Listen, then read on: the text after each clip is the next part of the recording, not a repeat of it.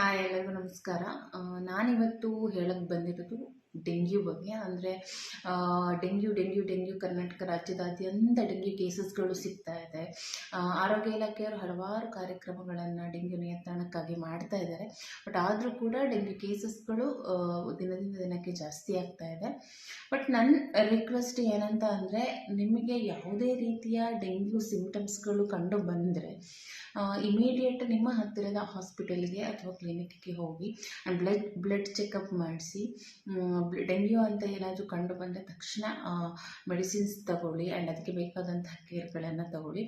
ಯಾರೂ ಕೂಡ ನೆಗ್ಲೆಕ್ಟ್ ಮಾಡಬೇಡಿ, ಅಥವಾ ಮೆಡಿಕಲಿಂದನೋ ಅಲ್ಲಿಂದ ಇಲ್ಲಿಂದ ಅಂತ ಟ್ಯಾಬ್ಲೆಟ್ ತೊಗೊಂಡು ಮನೇಲಿರೋ ಟ್ಯಾಬ್ಲೆಟನ್ನೇ ತೊಗೊಂಡು ಮನೇಲಿ ಕೂತ್ಕೊಬೇಡಿ. ಇವಾಗ ಡೆತ್ ಆಗಿರೋ ಹಲವಾರು ಕೇಸಸ್ಗಳಲ್ಲಿ ಹೈಯೆಸ್ಟ್ ಇರುವಂಥದ್ದೇ ನೆಗ್ಲಿಜೆನ್ಸಿಯಿಂದ ಆದಂತಹ ಡೆತ್. ಸೊ ಡೆಂಗ್ಯೂ ಬಂದಾಗ ಮೆಡಿಸಿನ್ಸ್ ಇದೆ, ಅದರಿಂದ ನಾವು ಕ್ಯೂರ್ ಖಂಡಿತ ಆಗ್ಬೋದು.